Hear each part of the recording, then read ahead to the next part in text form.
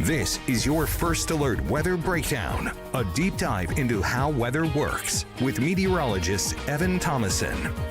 Hey, good morning. It's First Alert Weather Breakdown time. I'm meteorologist Evan Thomason. Thanks for coming on here for the day today. We have a big episode today filled with lots of great content. We always do, but I'm more excited for this episode in particular because I think we have one of our best exclusive contents that we can kind of give to you in this weather podcast, a Met Chat. Met Chat is, for those of you who are new here, which, hey, we come on, welcome all. We essentially have all three meteorologists as a part of the KSLA News 12 First Alert Weather team on this podcast. You will hear from more than just me. You will hear from CJ Cartledge and also Chief Meteorologist Matt Jones. This is his, one time in the spotlight on this weather podcast, essentially. All three of us are tackling on the, let's get to where, there it is. That's my rundown here for today.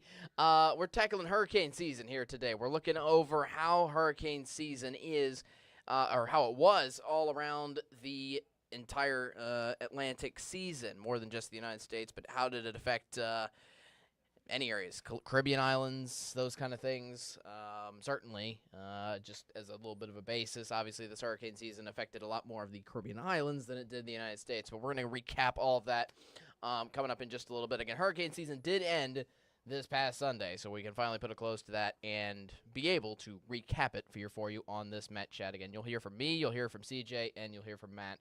More on that topic in just a little bit. But we do have to get to our forecast here for the day today, which revolves around cloudy skies. But I think more of you will be intrigued to the forecast here for tomorrow, which mainly gets storms back into the Arklatex. We're going to have all the details about that thoroughly coming on up. So come on, grab a chair. I'm not sure if you eat this with a snack or anything like that, but whatever you got to get, go ahead and get ready here. Let's go on. Let's get going here for the day today. We got a lot to get to, again, with a pretty lengthy Met Chat as we normally do, between 15 to 20-minute recording for you there. Anyways, let's get into the forecast first. Then we'll hop into our Met Chat afterward here for you. All right, here's a live look at a gloomy look into downtown Shreveport. Lots of cloud cover on top of us. I think it's going to be stuck there. There were some hints that we might get some sunshine in through the morning hours, but that really has not been true at all. We've been hanging around with cloudy skies here throughout the morning. And if there was any time at all to get out the sunshine, it was going to be this morning, not this afternoon. This afternoon, we're expected to kind of thoroughly build up our cloud cover to lead us into a gloomy day throughout the day today. The same scene is across Texarkana as well in our Window World Sky Cam. So not an optimal day. Unfortunately, you're not hanging around with the sunshine, but it is dry today. We maintain that kind of level of dry. We maintain dry conditions essentially for one more day today before everybody is keeping their eyes on tomorrow. Tomorrow, storms are back in the Arklatex, but I will say no chance of severe weather. I do want to emphasize that first and foremost. I'll probably mention that again a little bit later on in the forecast, but this is just a rainy day here for tomorrow. Essentially, you remember what happened on Monday? That's pretty much going to happen again here for Thursday here for tomorrow. Then for the weekend, everything should be dried up by that point. So if you're looking forward to a good weekend here coming up, I think we're going to have a good one. All right, so it is 10:30. We still have temperatures in the lower 30s into the Queen. 36 into Idabel, 37 into Texarkana. Temperatures around 39 still in Shreveport, but trying to get into the lower 40s and for the southern half of the Arklatex, and that's where most of our moisture is going to be stemming out of here with the system hitting us for tomorrow. But before that, it should be giving us a good amount of warmth here for this afternoon. Now, to be fair, this is not as exactly projected. Temperatures were supposed to be around the 40s around this time, low to mid-40s. And the fact that we're kind of below that mark just by a little bit might show you that our high temperatures forecasted here for today might not actually come true. We might actually get a little cooler than that. Essentially, highs were projected to be around the mid-50s here for this afternoon. So we might only reach the upper 40s, lower 50s in store for the day today. It should be warmer today, though, than that of yesterday, and by a couple of degrees. And, in fact, today's probably the warmest day of the work week remaining because here's what happens into Thursday and Friday. Thursday morning is warmer. Temperatures in the mid to upper 40s. That's because we have lots of cloud cover around and hefty cloud cover that's going to be tucking us in like a blanket here, essentially storing whatever heat we have left in for the surface of the Arklatex. But here's the issue. We don't warm up tomorrow afternoon at all. It's a similar day to what happened on Monday where we're stuck with the similar temperatures all day long. We stay cold, we stay chilly, we stay under the misty, thick cloud deck environment here, at least for the rest of the work week. In fact, temperatures could cool off even further into the upper 30s there for your Friday. All right, let's get in on the system, the details around it here for the system hitting us this end of the second half of the work week. Essentially, you have to look to the Gulf for this system and the moisture that's going to be providing us the chance of storms here for tomorrow, essentially. We got winds coming out of the south, which are first warming us up here today. So you could say this even extends up from today, but then we essentially pick up enough moisture to produce the rounds of storms here for tomorrow, mainly stemming from a low pressure center off of the Gulf Coast into the Gulf. That's going to spin up, again, the moisture in for the region here. But I really want you to pay attention to this jet stream because essentially you can think of this as like a wave of moisture pushing over onto land, essentially. Meaning more and more is going to spread out mainly across areas of southeast Texas and southwestern Louisiana. Those areas are actually under a little bit of some flood watches. I don't think it's a legitimate flood watch that they're under here for this time, but they're watching out for more of flash flooding is what I'm trying to get at, and with a significant amount of rainfall impacting those areas. Essentially, how this affects the Arklatex, though, what I'm trying to get at is I think there's going to be more storms that hit areas of the southern half of the Arklatex as compared to the northern half. So overall, kind of the rule of thumb here for tomorrow is the farther south you are, the more chance of storms you'll get. And if you're in the central portion of the Arklatex, I think it's just a few rounds of storms. Meanwhile, if you're in the northern half, it's maybe 1-2 rounds of storms. You can still expect storms in Texarkana. It's just not as likely, and you won't get as many storms, so to speak. This could continue all the way into Saturday, believe it or not. This moisture content level map could still even push forward into moisture and even the chance of storms theoretically into Saturday, even though our rainy day is going to be tomorrow. It is. I think just leftover storms might happen in Friday and Saturday. Again, we'll go over that future track here in just a little bit, but this kind of shows you that the moisture surges in here between tomorrow, kind of a little bit today, mainly into tomorrow throughout Saturday, and then definitely leaves by Sunday, leaving us with dry sunshine here for next week, which will be nice to restore that around the Arklatex. So overall, here's the details. Again, there's that low pressure center that's coming out of the Gulf, and most of the moisture, the higher amount of moisture, is going to be circulating closer to that low pressure center, which is on the Gulf Coast physically itself. That's why I said most of the flash flooding issues are going to be farther south of the Arklatex, which is good news for us because we're not dealing with any chances of severe weather at all. That, combined with a cold front coming out of the north, helps to amplify our rain chance here locally in the Arklatex. But look at the second bullet point. What I've been really trying to emphasize to you, the best chance of storms is going to be mainly in for those in the southern half of the Arklatex with this system. Thankfully, again, no severe weather threats. And as we just discussed, temperatures stay on the chillier side of things. Let's take a look at that thorough future track here for you. All right, so here for the day today, it's about building the cloud cover, eventually leading into storms. Storms could start to spark as early as 7, 8 o'clock tonight, but most of the scattered activity kind of rolls through in the late night to overnight hours with scattered storms for you then, more moderate rainfall into heavy rainfall hitting for you then, especially, again, areas from Shreveport and the I-20 corridor southward. So essentially that first wave mainly just hits the southern half of the Arklatex late tonight. But once you get into the storms here for tomorrow, that pretty much hits anywhere. And it's almost like a blanket of rain. This could start as early as, say, 9, 10 a.m., but then last in through a good significant portion of your Thursday, not really leaving the Arklatex until like 5, 6 o'clock in the afternoon. And even then, we still have the cloud cover stuck in place, which is going to maintain that muggy, misty, gross, yucky environment stuck in place that is, again, similar to what we had back on Monday. And if you notice, even heading into Friday, looks like we'll have maybe some brief breaks of sunshine, especially for those of you in the northern half of the Arklatex.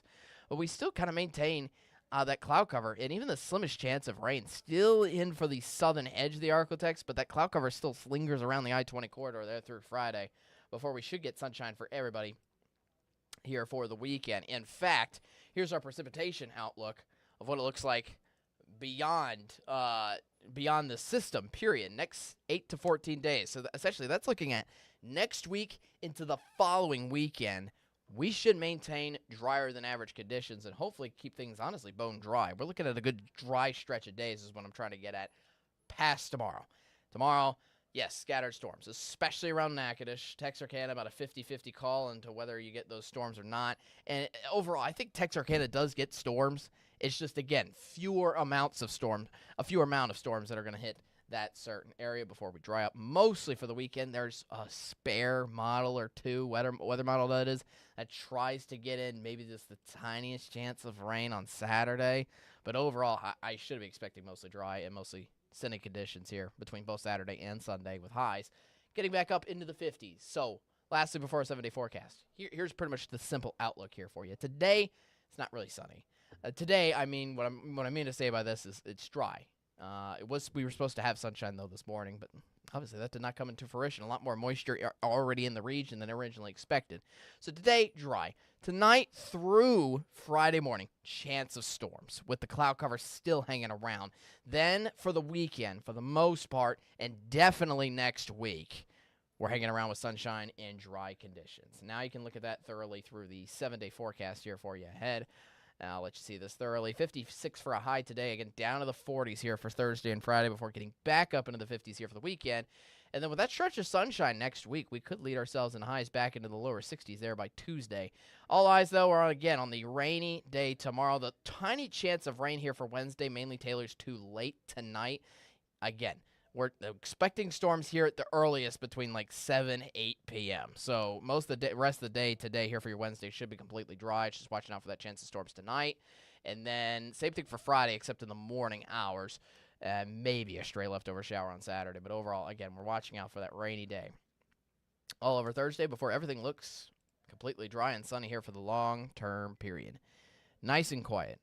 This is pretty much how it has been here in the Arklatex in regards to our hurricane season, but that's not the case for everywhere. We had some intriguing points and some intriguing outlooks to our recap of your 2025 hurricane season that just concluded. That will be in the Met Chat with me, meteorologist CJ Cartledge, and Chief Meteorologist Matt Jones. That will all be played after this quick commercial break. Stick around. We'll be right back after this.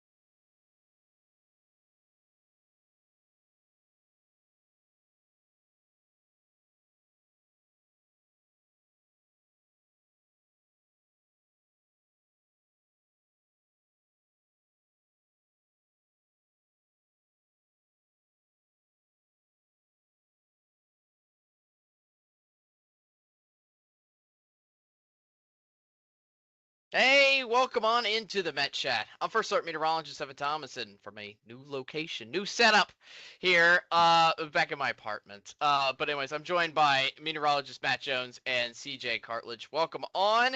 It is December, start of the peak of the cold months. We certainly felt that Monday. Real quick, Monday, December 1st. Wacky cold day. I think a few of us almost broke or were close to breaking record cold high temperatures. It was wild. Oh, wow. I don't know if Yeah. y'all saw that at all. I didn't realize You that. mean No. you mean like record minimum highs or record Yes, minimum that's lows? what I meant. Minimum high temperatures, and for the afternoon. Yeah.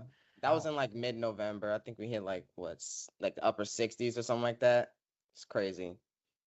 I mean, the usual high is the lower 60s around this time of year, but Texarkana only had a high temperature of 39 yesterday, and their minimum high temperature on December 1st was 38. So they were close. I think it was mainly East Texas.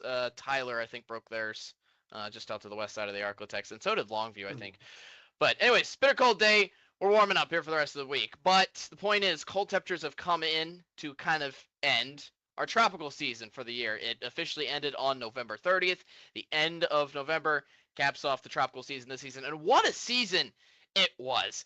On the surface, it's like one that's not to be remembered at all because, in a way, no hurricanes hit the United States. None. I think it's the first time that's happened in over a decade. I believe. Yeah, which is absolutely wild to think about. And great news when it comes to that result, like itself, essentially. But when you go beyond the surface, you actually realize a little bit of how active the season actually was. It's just the path didn't cross through the United States. And one of the biggest issues with that was still hurricanes, major hurricanes. And I believe just going and tailoring this into somebody else, I think, who was it? I think it was CJ. Did you put together the recap of the hurricane graphic about how many storms, how many tropical storms, how many hurricanes, how many major hurricanes we had this year? Yeah, it was 13 named storms, 5 hurricanes, and 4 major hurricanes. So according to the numbers, we were below the average in terms of hurricanes and named storms, but in major hurricanes, we were actually above the average, which is 3, and we had 4. So pretty much near normal temperatures for this season. Wild. But I think out of those major hurricanes that formed, 3 of them were Cat 5s. Which is wild. I think that was the most that we have ever seen in a single season, I believe. Correct me if I'm wrong. I don't know off the top of my head, but it was all interesting too how those Cat 5s, it was all every Cat 5 that we had was rapid intensification. So the storm basically went from like a tropical storm to a Cat 5 within like 24, 48 hours. Just crazy rapid intensification. But like you said, luckily for the U.S., the overall pattern the entire season we had strong upper level, like more of a southwest flow that would kind of deflect everything away. So, we have these storms kind of moving across the Atlantic, and then as they got close to the U.S., they just kind of did that sharp turn and went out to sea. So we were really lucky this season, because we've had some pretty bad back-to-back seasons, for the U.S. So it's kind of nice to get a break for us. It's thanks to that Bermuda High, too.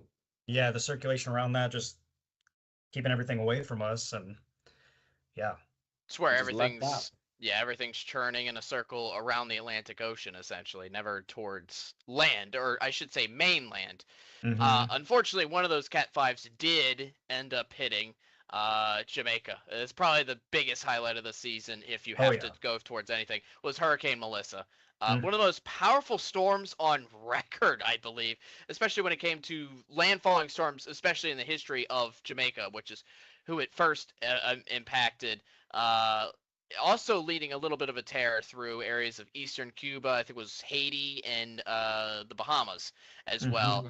But Jamaica, first and foremost, I'd like to give a good props, first of all, because I had a Met Chat on this, specifically to our own chief investigator, Ashley Graham. I actually had her on my podcast, and I think some of her family has roots out of Jamaica as well. And she came on the podcast and was like, hey, this is what's been happening, because she's familiar with the environment that they deal with over there, and how some of the how the whole country is set up. Essentially, you got kind of the eastern side filled with most of the cities, but the western side, the agriculture, the prosperity, the economy, everything they sell off, and everything, how they make their money, essentially, is through the western half, which is the side that got the eye wall, which is devastating not only to impact all the buildings that were around there, but impact the landscape.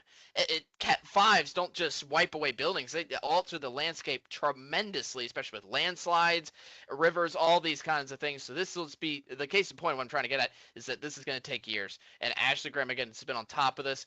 I think while I'm talking over this, I'm going to put forward a link.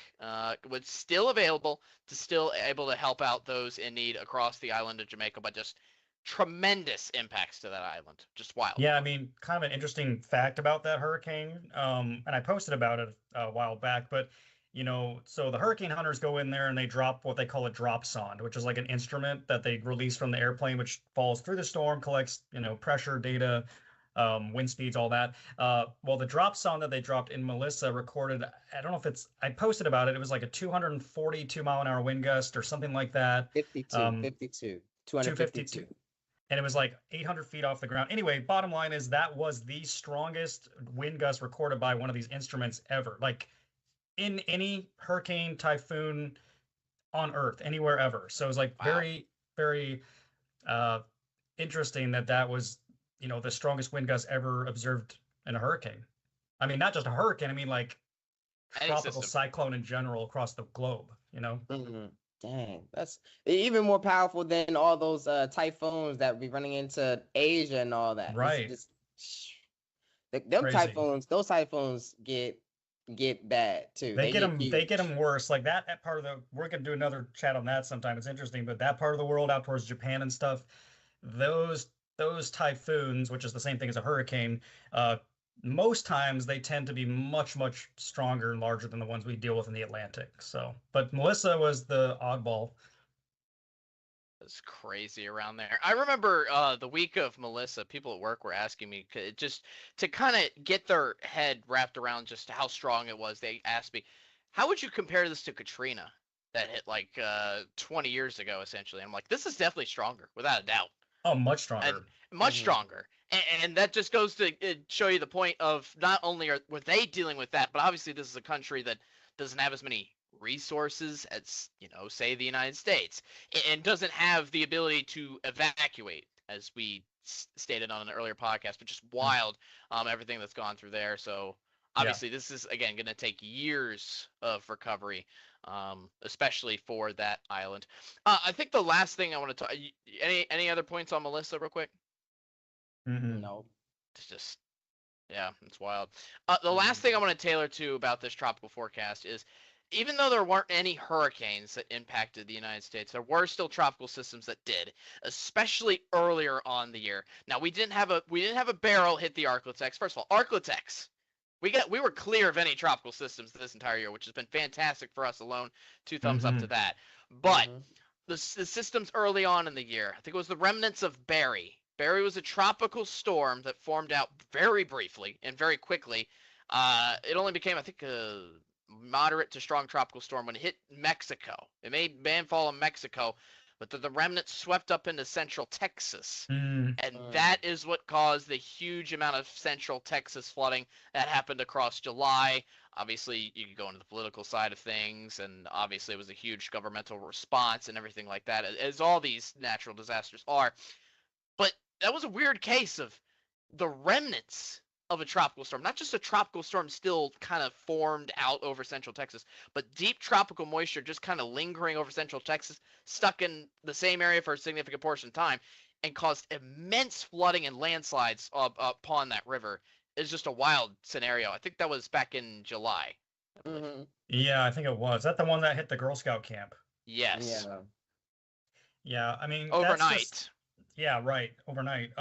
That's just goes to show that, just because, a lot of people get stuck on the wind speeds of hurricanes and tropical storms and like the Saffir-Simpson scale level. But there's much more to it. Like even a lot of times some of your worst flooding will happen with like depressions and like low end tropical storms. You can get really, really, the rainfall is probably the most dangerous part of a tropical system, to be quite honest with you, the heavy rainfall.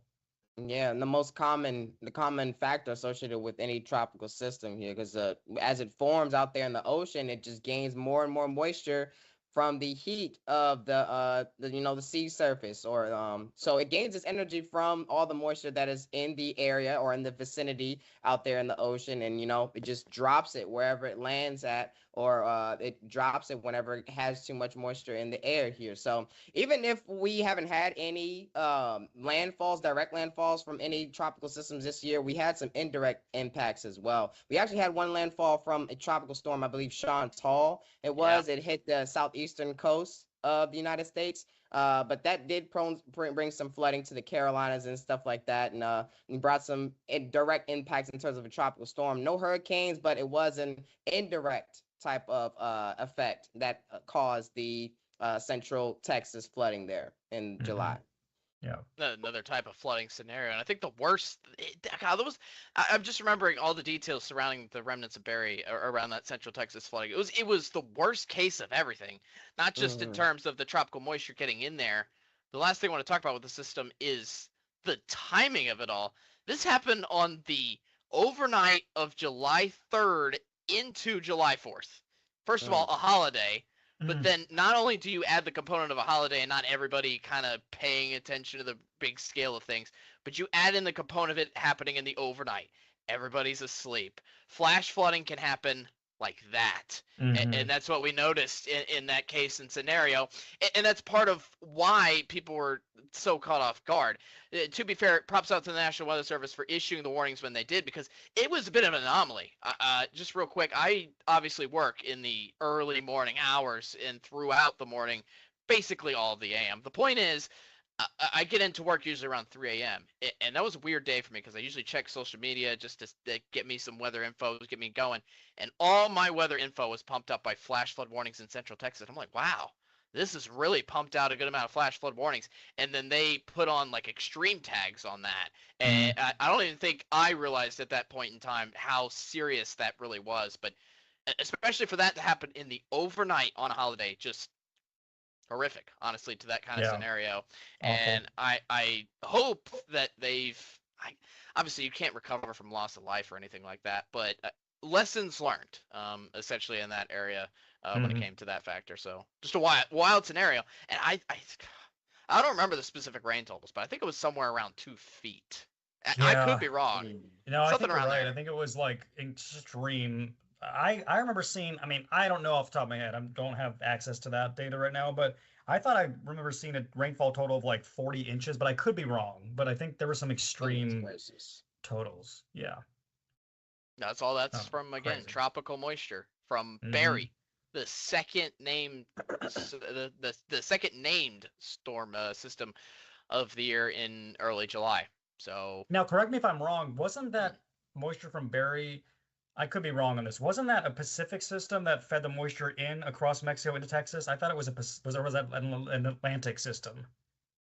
I believe that was a Gulf system, like Atlantic. Like it moved from the Gulf into the Mexico, and then it moved up towards Texas. I'm kind of curious about that. I'll have to look after this Met chat. Doesn't matter. It was the same result, but I think it formed around like the Yucatan Peninsula. Like it came off like a area of scattered storms on Mexico, then went northward into the Gulf, and then kind of went northwest from there. I think you're right. Yeah. Because it went northwest from there through Mexico, and then eventually stopped on top of Central Texas before getting caught up in the flow, and then everything moves eastward. I believe there was a system this year though that crossed over from the Atlantic into the Pacific. That might be what you're talking about. Maybe so. Bottom line is it doesn't really matter. It causes the same result. Right. Same result. Massive flooding. Yep. Deep tropical storm. Deep tropical system. So I think the season overall is kind of tailored to those two main points, or those two main storms, so to speak. Yeah. And one was a major Cat 5. The other was just a tropical storm. Weak tropical storm that kind of barely formed, but kind of goes to show you that any tropical system can do its damage.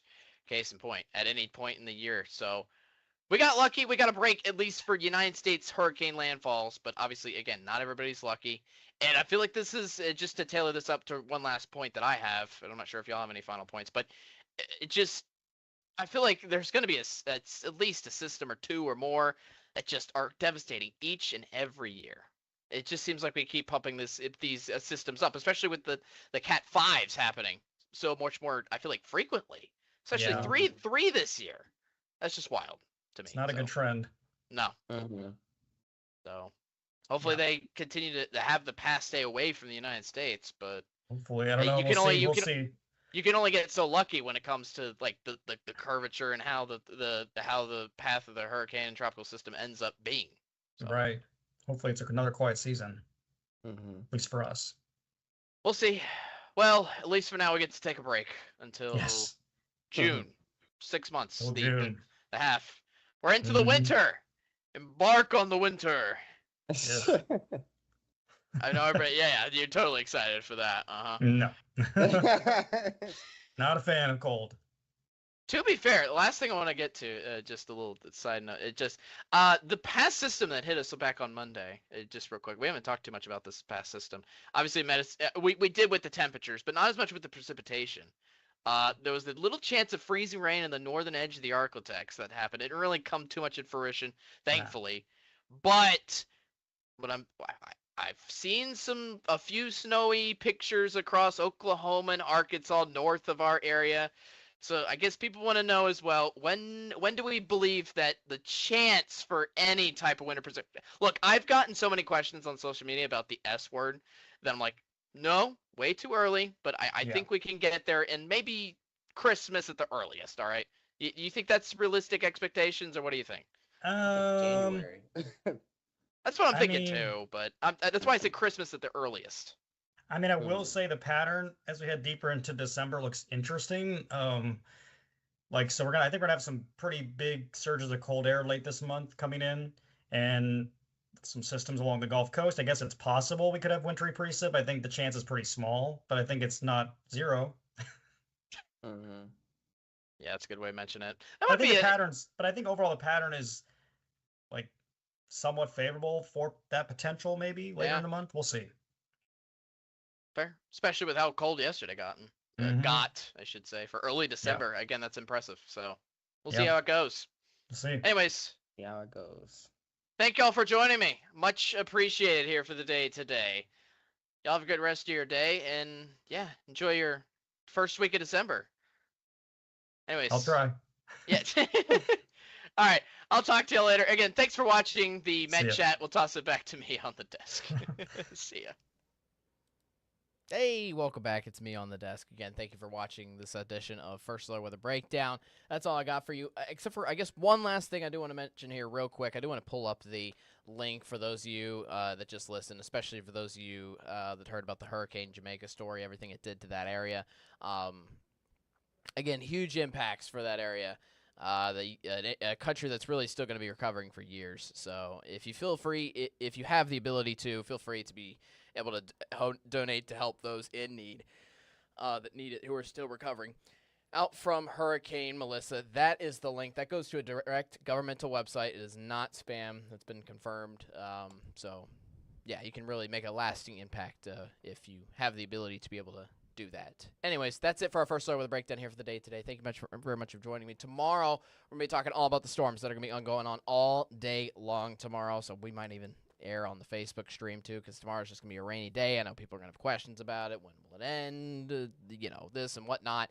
Get prepped up, essentially, for a rainy day here for your Thursday. We'll have more on that on the First Alert Weather Breakdown here tomorrow. Same time, same place, 10:30.